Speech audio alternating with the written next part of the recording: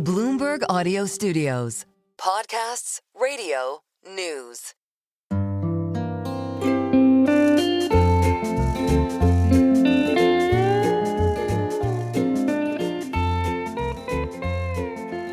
Hello and welcome to another episode of the Odd Lots podcast. I'm Joe Weisenthal. And I'm Tracy, Alloway. We are eating pizza. We are recording this July 8th, and we've done back-to-back episodes, and we haven't had time for lunch. So I, too, am going to eat this bite of pizza. It's really good. We're eating really good pizza in the studio. It's really good. People are probably wondering what's going on, why we're... All right, one second, I'm going to swallow my food. And I swear we're not going to be sounding like we're eating pizza the entire time. Maybe we'll... Speak for yourself. Okay. Too. Tracy, a few months ago, I noticed a new pizza restaurant had opened up in the East Village. And I thought to myself, what kind of person looks at the East Village and thinks, you know what? This neighborhood needs a new pizza restaurant. And I've always been I've been vexed by that question for a long time. Wait, it's a saturated market. But on the other hand, isn't like pizza in New York a slam dunk? Everyone loves pizza. We come here for pizza. Don't we? I guess that's true. It just seems like there is a lot of pizza in the East Village, and opening up a new pizza place, it's very capital intensive. There's the stoves, there's the risk, there's the brand, there's all these things. I would not have the guts to open up a new pizza restaurant. I would just assume that the market, I would just take it's saturated view. Maybe you would be the more optimistic and entrepreneurial. You can't go wrong with pizza. Yeah, you can't. It's New York City. I guess I could see it both ways, but I did find it striking. And it is, of course, one of the most ubiquitous businesses that you see at the ground level in New York City, great pizza city. And I don't really know anything about the business of pizza. No, and we just spoke to a bakery business that is getting into the pizza business. So this is a really nice segue and natural evolution of the conversation. Yeah, I want to know how you make money selling a slice of pizza in New York City. I'm really excited. We actually have 3 perfect guests in the studio today. They brought us pizza. So there is a disclosure that we have to get out of the way, which we are eating the pizza that they brought us. So if you listen to this episode and you think like we've been painfully bought off or whatever, then that's why. It's because I had some pizza. But it's also an interesting one because A, this pizzeria is right by Bloomberg, so that's another excuse for why we're doing this one. But also, 2 of the owners of the restaurant also own a deli or cafe near Bloomberg that I go to for lunch all the time, the Oxford Cafe. I don't really like eating pizza for lunch, if I'm being honest. It's a little heavy. But I love a chopped salad. And the Oxford Cafe, which is very close to Bloomberg, in my opinion, is the best chopped salad operation in the entire city or that I've been to. No, for real. And so I'm sort of curious about that, how you differentiate there. So I just want to learn about lunchtime food, including pizza. Let's do it. Our 3 guests, I'm going to introduce them. We're going to be speaking with James Shields. He is a restaurateur here in New York City. He involved in multiple things, but he is a co-founder of Xeno's Pizza, which is on 52nd Street between 2nd and 3rd. And then we're also going to be speaking with the other Xeno's co-founders, Andres Xenopolous, who also owns the Oxford Cafe, and his brother, Evan Xenopolous. So they're all involved in multiple things, in Evan and Alex and Oxford and James and pizza, et cetera. And we are going to learn how to make money selling a slice of pizza. So I'll throw this out, James, or anyone else, but James, I'll start with you. Why did you think there was capacity or a reason when you looked at this location at 52nd Street between 2nd and 3rd to think, you know what, this area could use another pizza place? Sure. I mean, for us, it was clear during the pandemic, there was a great clearing event where a bunch of, established places went out of business. And Midtown specifically, that area, 52nd Street and that corridor, it was a bit of a pizza desert. And it's not the same as like the East Village or the West Village or Times Square, something like that, where if you open up shop, you're going to immediately be in a knife fight. So this was a green space for us. And me and Alex and Evan kind of had this chance meeting through a friend of ours. They were looking for someone to do something with their pizzeria, which they had established at the Mill. And we got to talking and we knew a space that was right across the street and it just immediately clicked. And we're like, we have a partnership here. We're going to make an honest go of it. Let's throw some money in here and make this happen. Okay, my first question is pineapple on pizza, yay or nay? Man. Yeah, okay. So I'm going to talk, since I've been making pizza and I'm This is the important stuff. Exactly. So this is all near and dear to my heart. So I'm okay with pineapple and ham on pizza. It depends on the type. If you try to put it on Neapolitan, that's sacrilegious, and then you're going to get your pizza making card revoked. But if you do it on like a New York slice or maybe even a Sicilian, then you know what, you're in okay territory, and we can give you a pass. I don't know how you guys are going to react to this, but at my local pizza place in Connecticut, they do a Hawaiian with cherries on top of it, and it is so good. So I've done it with sopressata and ricotta, and if you drizzle some of that like maraschino cherry juice on it, it just ties the whole thing together because you get that salty, that sweet, and you get a little bit of that like heat too. I do find that question kind of interesting because... This is Alex, by the way. Oh, sorry, this is Alex. Because, Italians do eat prosciutto with melon, right? Oh, yeah. So that it does have a similar profile to ham and pineapple. So, I've always found it like an interesting kind of I don't know why it became so controversial. It seems like a natural match. No, there's a meme of like some Italian guy looking at a pineapple on pizza, like, get away with that nonsense. And then he sees the prosciutto wrapped around melon. It's like, oh, amazing delicacy. Yeah. Yeah, I'm a traditionalist. When we were like partnering up on this, our aim was how do we make the best plain slice as well, right? And that's, I feel, one of the most important characteristics in New York. So I've never been a big pineapple on pizza person, but how do you get to that best plain slice is kind of that was one of our big motivating factors when we met up and, trying to figure that out. And that was Evan speaking, by the way. All right, let's talk about that. So you guys, Evan and Alex, you have background in other restaurants. I mentioned the Oxford Cafe, which I highly recommend.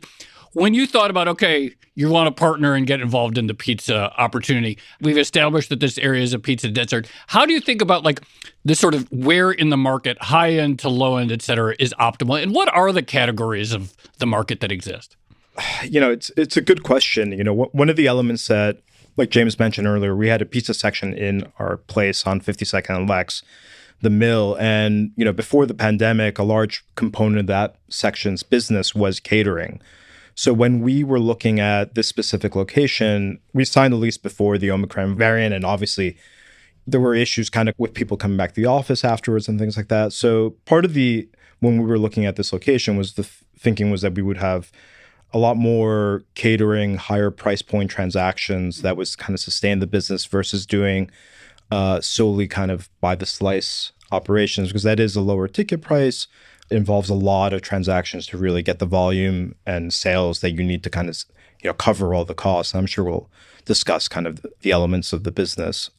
So I think what you've been seeing the last couple of years with a lot of costs across the board, and for food and beverage, it's become so much more difficult to operate. Everything's become more expensive. You relying on third-party services, different digital applications that all take a couple of points from your business, right? So, you're seeing a transition in New York in terms of pizza where people are trying to go up the food chain to a higher price point to be able to kind of cover those expenses. So you're seeing a lot of kind of traditional mom and pop places close.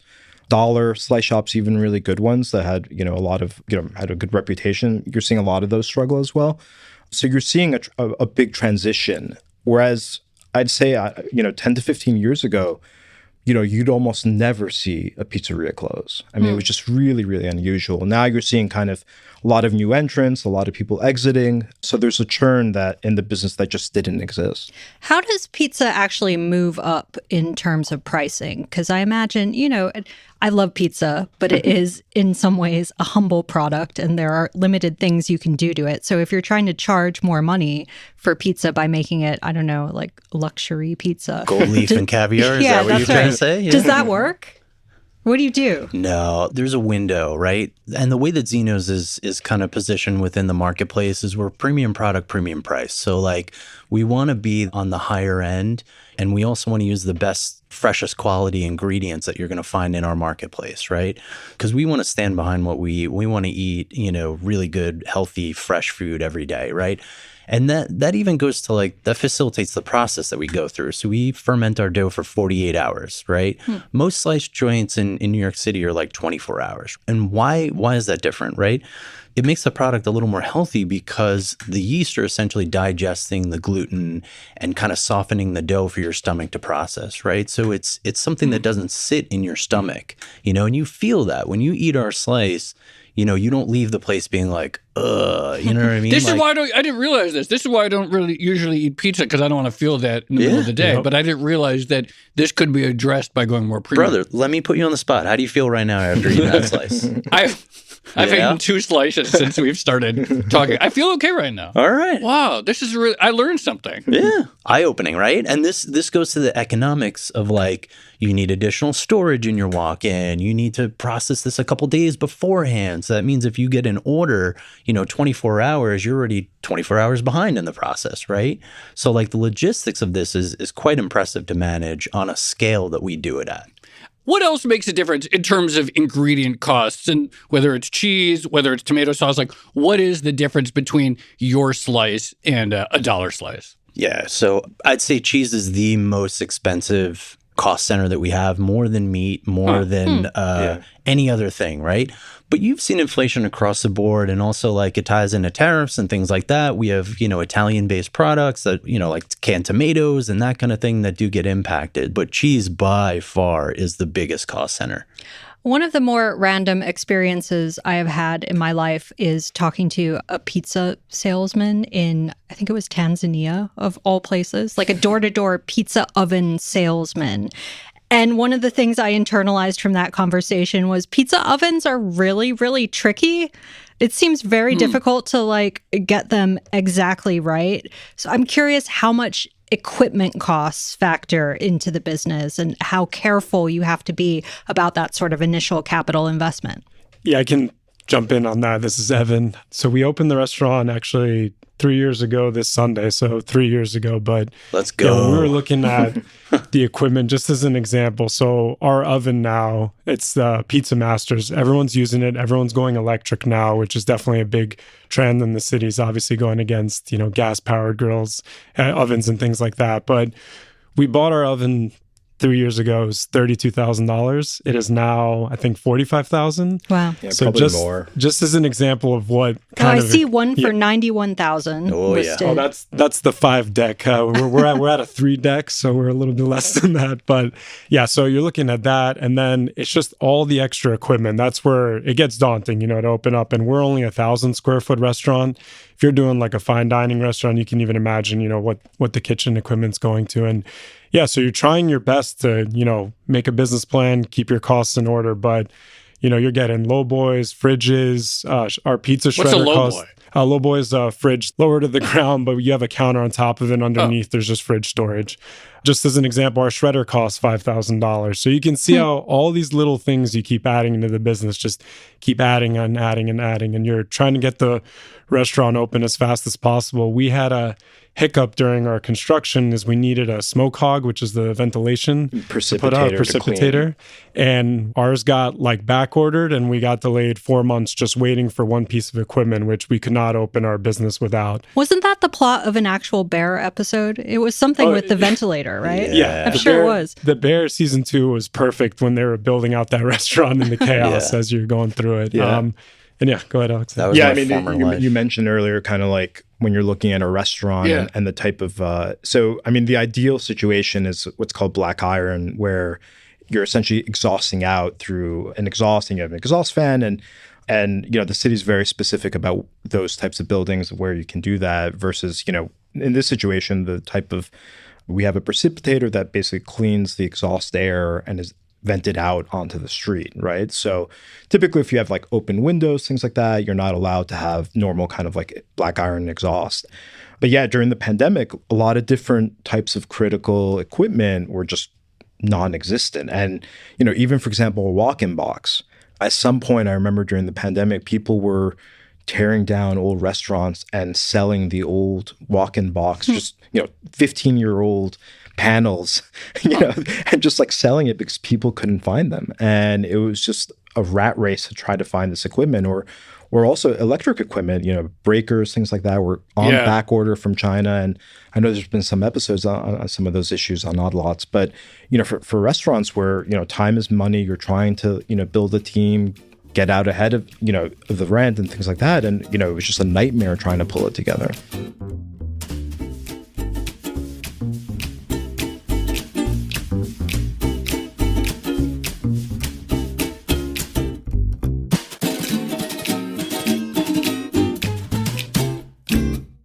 How big of a challenge is labor, and how skilled is pizza labor? Like, do they still have to twirl the dough? Like, is that a thing, or is that just like for show at some restaurants? Talk to us about the labor component of the business. So it depends on the segment of pizza. So like New York slice and Sicilian and things like that, the labor bar is a little bit lower, but for us, it's still very high end. Like we'll take probably at least 30 candidates. We'll trial probably 10 of them. And then one guy might stay 3 months and one guy might stay 2 years. Who knows? For wood-fired and coal-fired, like I have a wood-fired that's down in the West Village.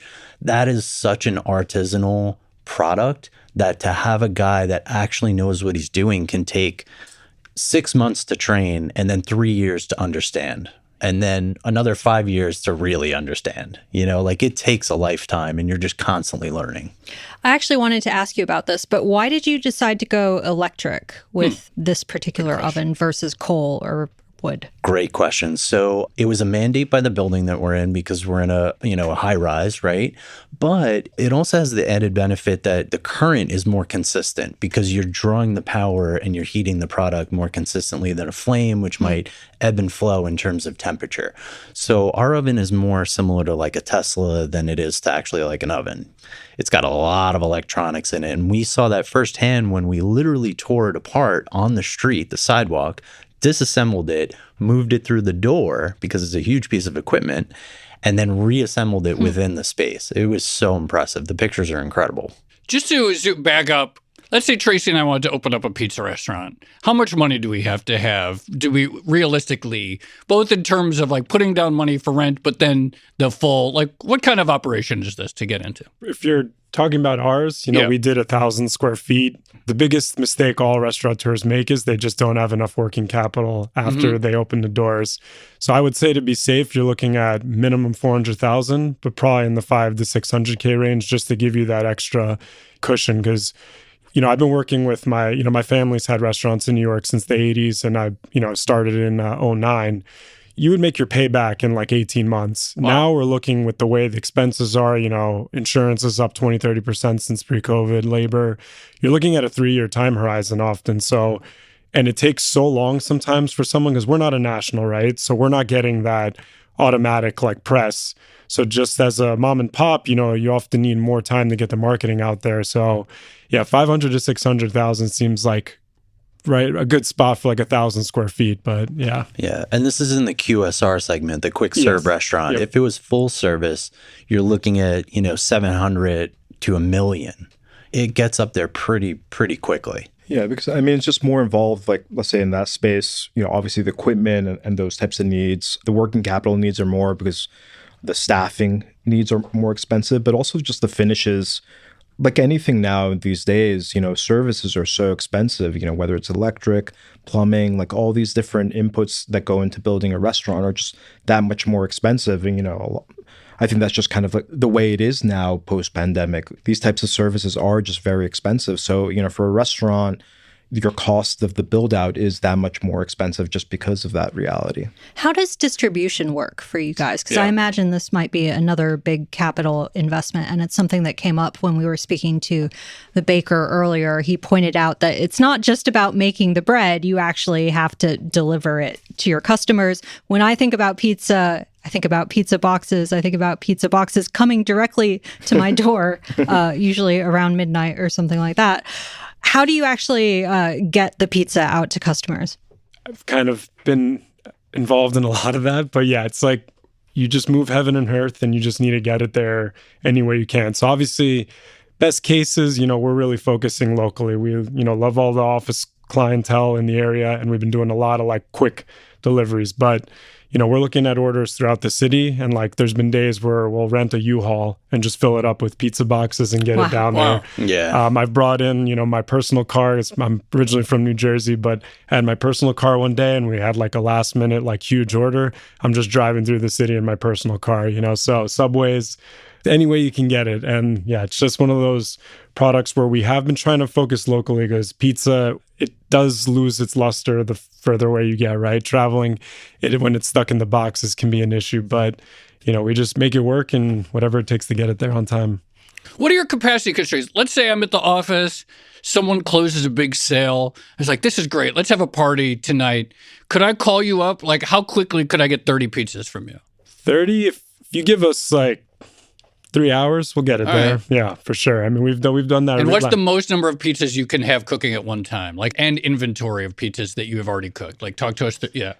Yeah, I mean, we have a pretty decent throughput. So, we've done 50 to 100 pie orders, Wow.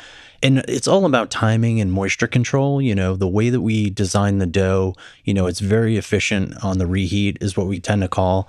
We're able to get that all out at once. And we feed a lot of desks in Midtown. Like, shout out Jerry from Nomura, by the way, and BlackRock and all those guys. Like, so we're feeding the desk. And, once they order from us, it's game over. They're weekly, right? So we're used to that kind of, throughput. And it is, like Alex alluded to earlier, it's a functional part of our business. We really rely on catering and, the offices to really sustain us in this one very, very hyper-local, neighborhood. So speaking of hyper-local, do you tailor the menu for that particular location? Or is pizza like a universal transportable good that can work basically anywhere in New York, at least? 100%. You definitely tailor. So when I designed the dough, I had a lot of things in mind. Like, this is a very vertical area. So we limit the amount of blocks we go, because by the time you take an elevator up and that guy comes back, this is 30 minutes.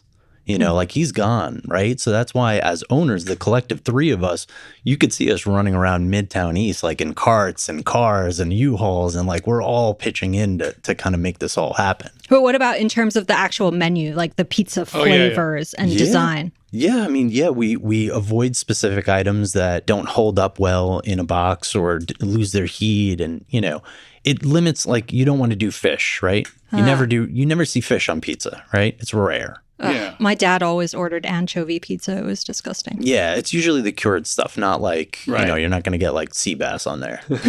Sea bass ceviche pizza. Yeah. Someone will do that. They will. I'm sure they will. We talked about this sort of upfront capital cost. Let's try to work the math in the other direction. Like, I buy a slice of pizza or I buy 10 slices of pizza. How much of what I'm paying for is the labor that went into it? How much is it the raw ingredient? And how much is it your upfront capital outlay and the profit you need to make on your risk? Like, talk to me about like how you're getting paid back for all these things. What's the math there? So historically, it's been 30, 30, 30, 10, right? Okay. So 30 fixed costs, 30 labor, 30 food costs, and then 10% profit, right? That's like normal for New York. If you're outside of New York, your profit gets a little bit higher, but you're also not doing as much volume. Yeah. So you can get like, I mean, Shake Shack's numbers, if you look at it, like 17% profit margin for them, they're bigger, they can extract more value out of things, get better pricing.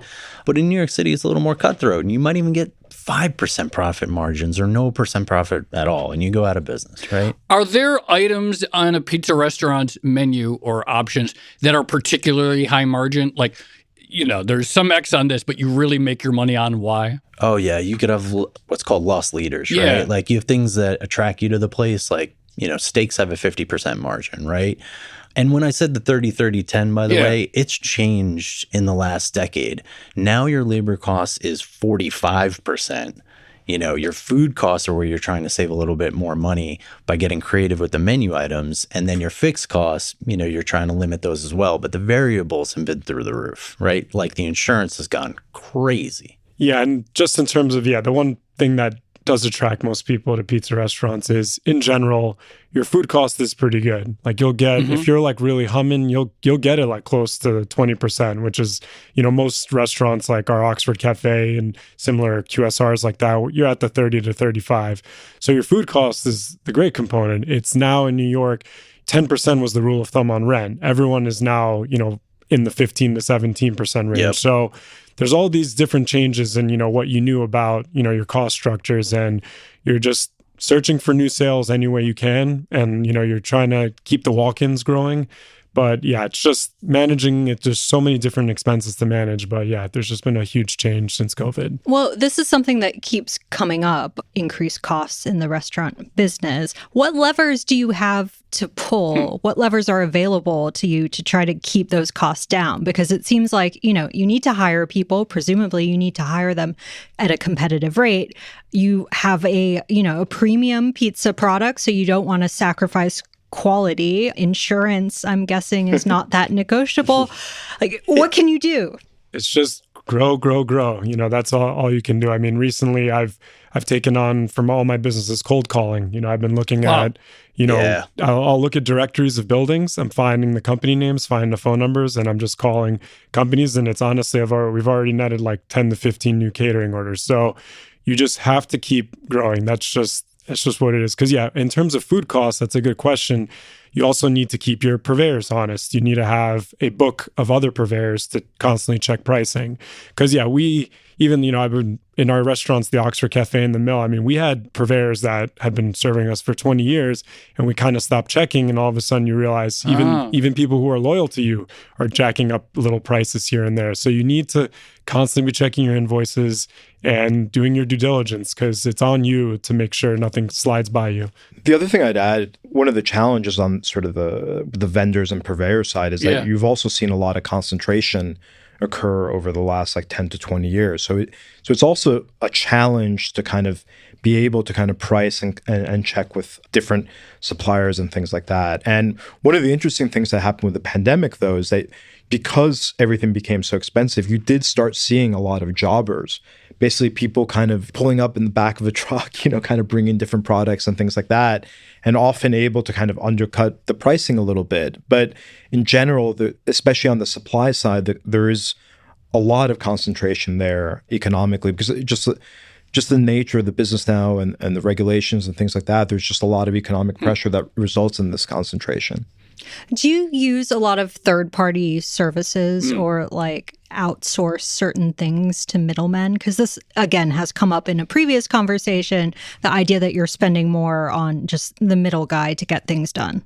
Okay. So, in terms of, obviously the big one I know is all the third-party delivery services.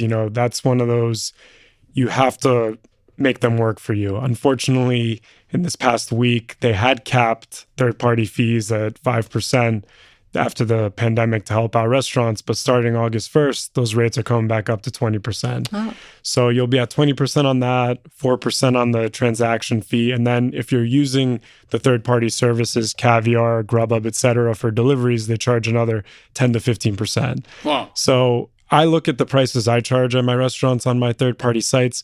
We're 15% higher than our in-house pricing often because you need it to manage that expense. But I can't even imagine where it's going to go again August 1st because people's prices are already crazy.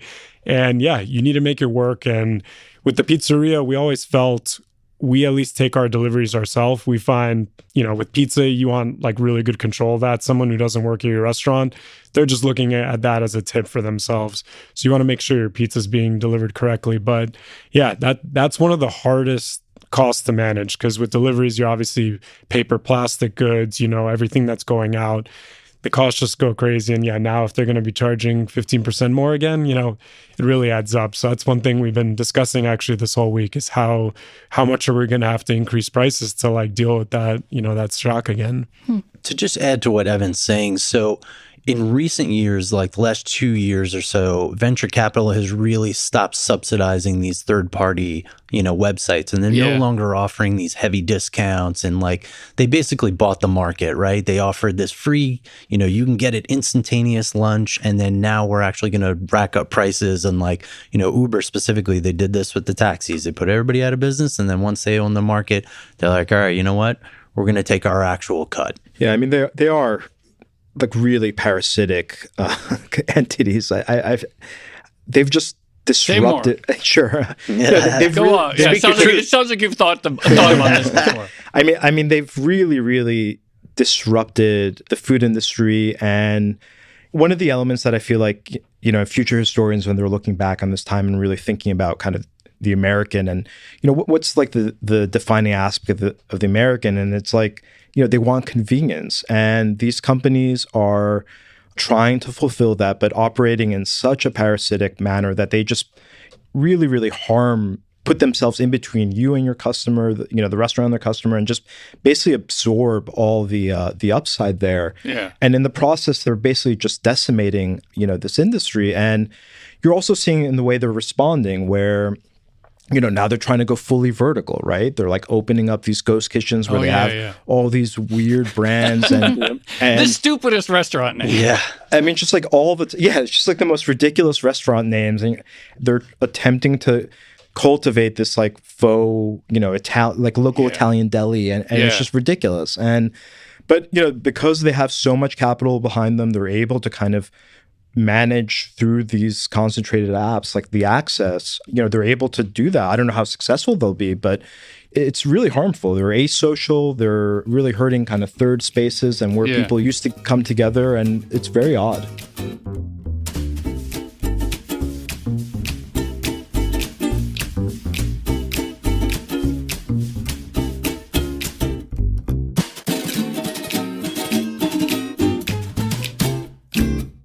So in light of all of these gigantic companies parasitically extracting value and disrupting community, how are we feeling about socialism these days?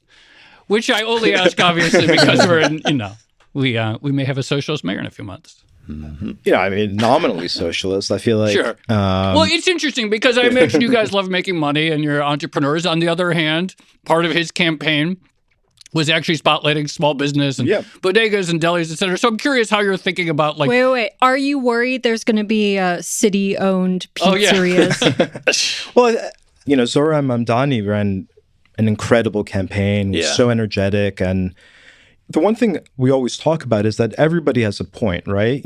Cost of living issues are real. It's hard. And daily life has become much more of a grind than it was before the pandemic, right? So, I think he was addressing, real concerns from people. And, Yeah, but what are you worried about?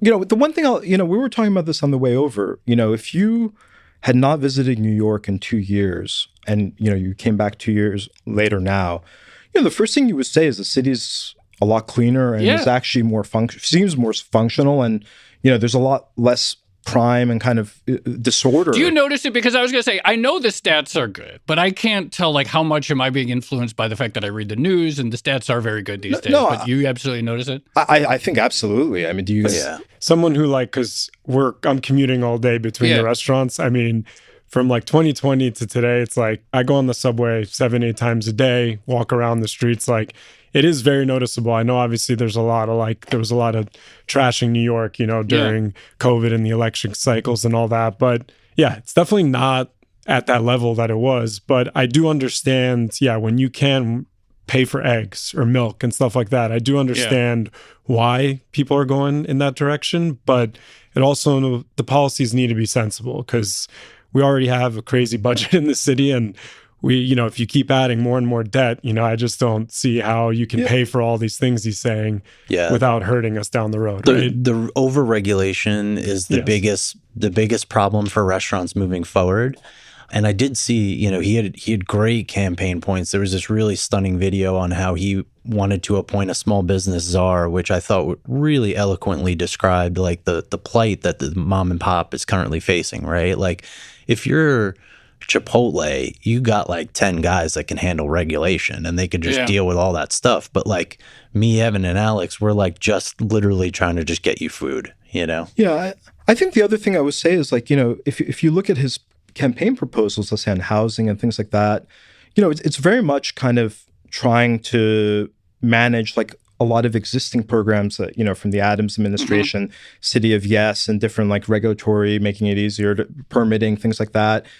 It's not like, he's proposing building 1 million housing units via NYCHA. Do you know what I mean? Like, that's why I find like a lot of the conversation about him to be very strange because... Hyperbolic. Yeah, it's hyperbolic, but also his proposals really aren't, you call them a socialist and he calls himself a socialist, but his proposals are much more kind of like in line with what's kind of the progressive neoliberal paradigm that we've had over the last 6 years. For example, like, he talks about rent control and things like that. A lot of that was enacted via Cuomo in 2019, right? And there's never been a real honest debate have those reforms that were enacted in 2019, have they worked? And clearly, based on this campaign, they haven't. So what works, what doesn't work, and I also I don't see a lot of foreign journalists coming to New York and saying, wow, this regulatory regime is something we need to bring this to, Tokyo. We need to bring this Vienna, Vienna. And nobody says that. No, so that's kind of, I feel like sometimes we're not honest. And, oftentimes also like the debate about, Evan mentioned the city budget, it's like $120 billion. It's massive, right? So when somebody talks about austerity budgets, it always rings hollow to me because, you're spending a lot of money. It's nearly $40,000 per student for the NYC DOE, but it's not really delivering results. So what does that mean? Like, is it more we're not spending enough? Is it, we're not effective in governance? Like, I think those are the more interesting questions that sometimes people don't want to discuss because those are hard questions. Pizza and politics. I like this combination. It could be a good, someone's got to be doing that already. But if not, it could be a recurring theme. Yeah. Well, talk a little bit more about the regulatory choke points. Like, give us a sense. Because if I think about regulation of New York restaurants, like, okay, when you're opening, I'm sure there are a lot of hoops to jump through. But then after that, the only thing I can really think of is the health letter that goes up on the window. And frankly, like, I see a lot of non-A's around. So it seems in my mind like maybe this isn't a big deal if you can continue to operate without getting an A. I mean, the one I want to bring up is earlier talking about why we went electric. If you try to get a new gas service into a restaurant, your restaurant may never may never open. Yeah. With the Con Ed process just for gas, it is actually a funny story. I currently in my apartment, our gas line cracked in January and we might not get it back to the following January or February.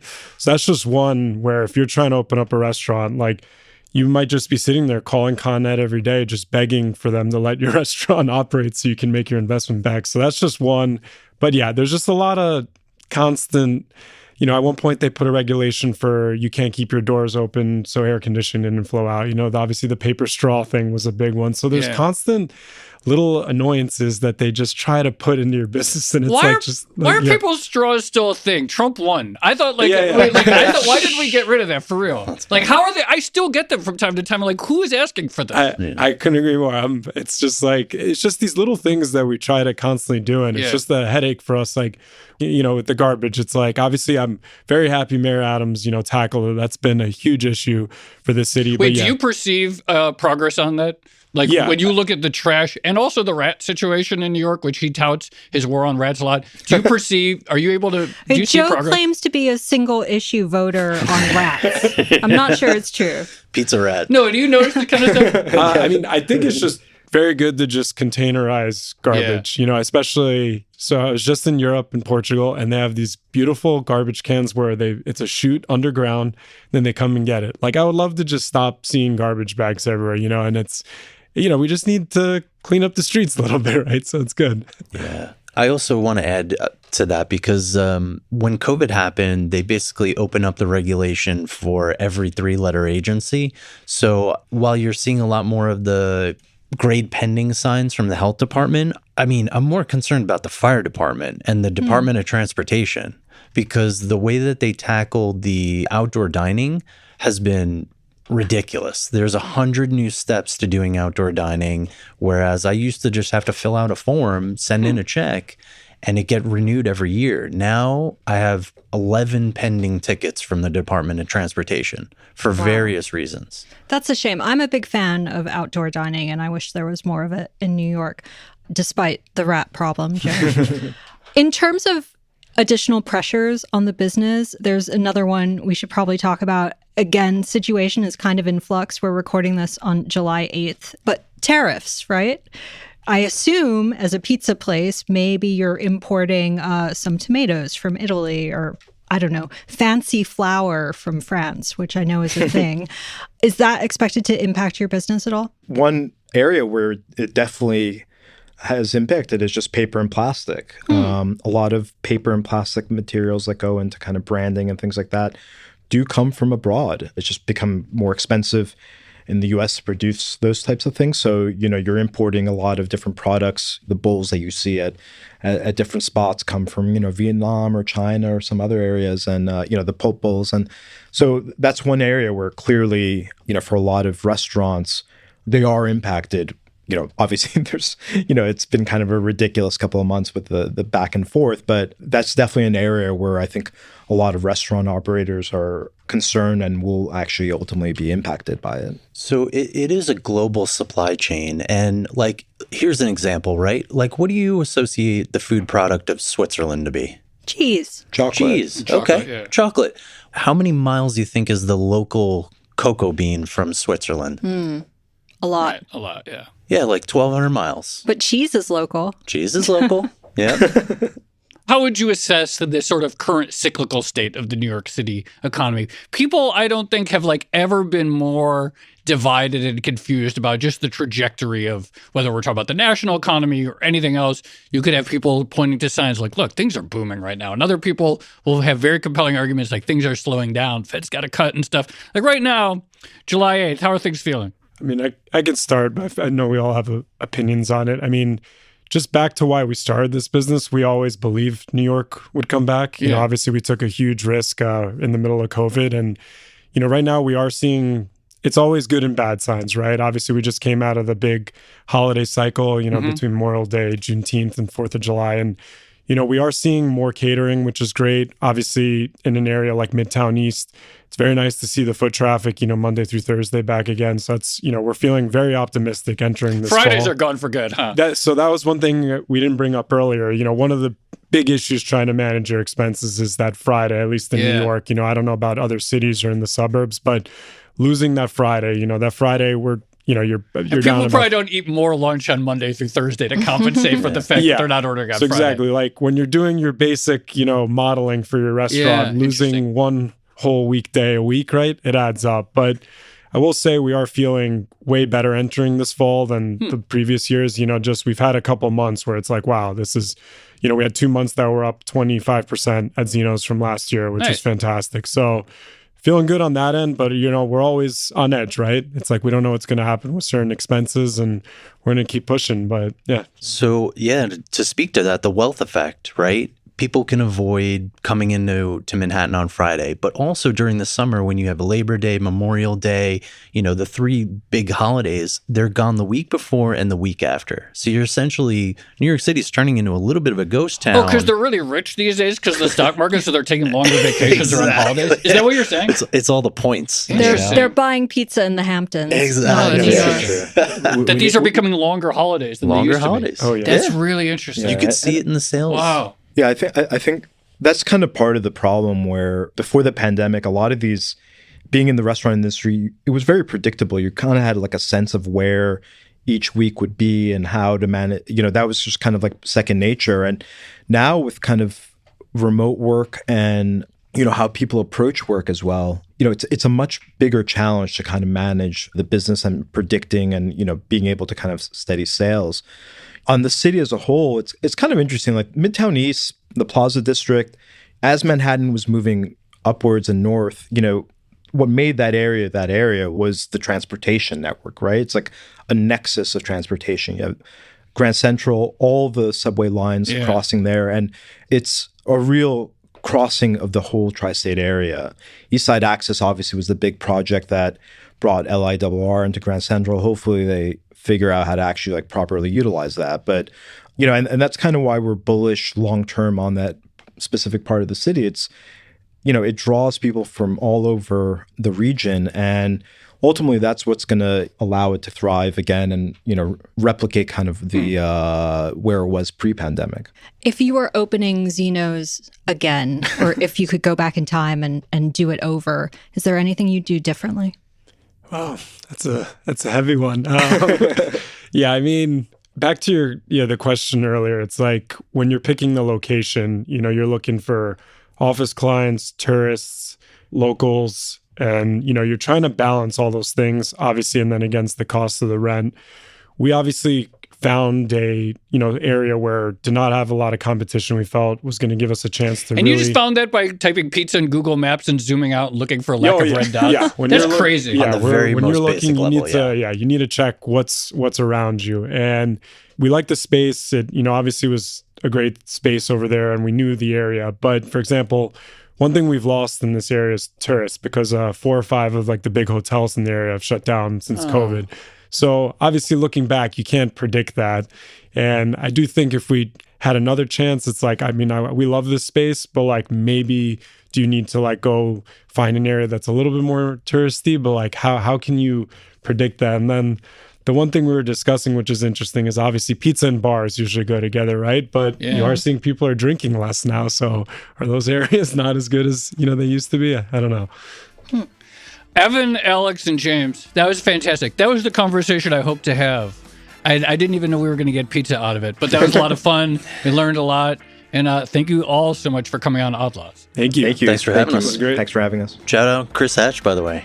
Oh, yeah, Chris Hatch, Dirt by the way, Dogs. who we've had on the podcast a couple of times. He introduced me to James, and then I also met Alex by going to the Oxford Cafe. So all coming together here. Thank you guys so much. Thank you. Thank you. Thanks, Thanks guys. so much.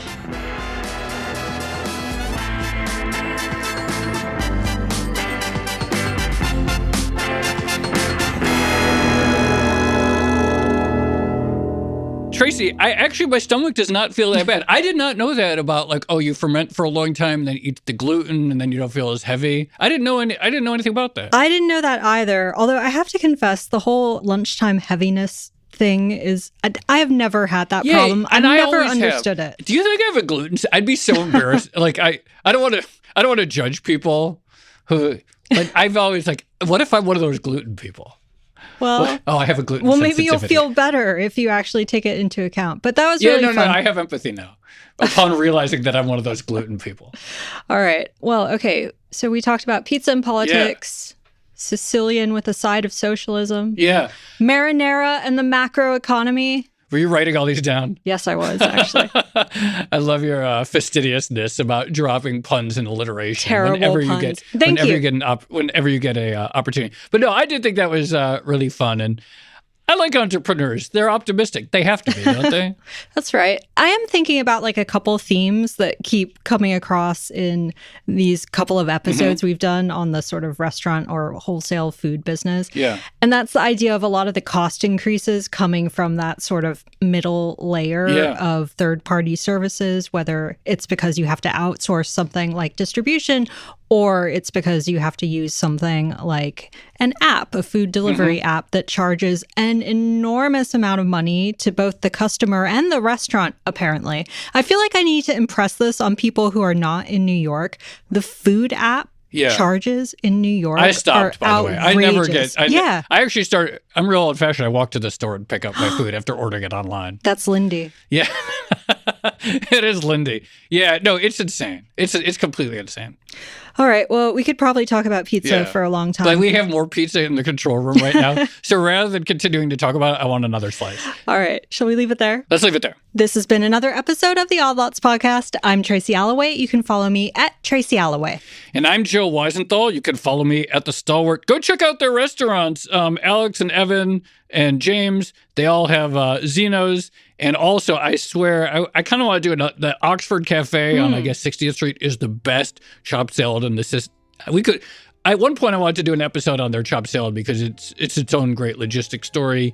So go check out the Oxford Cafe if you're in the area. Follow James Shields on Twitter at James A. Shields. Follow our producers, Carmen Rodriguez at Carmen Armin, Dashiell Bennett at Dashbot, and Cale Brooks at Cale Brooks.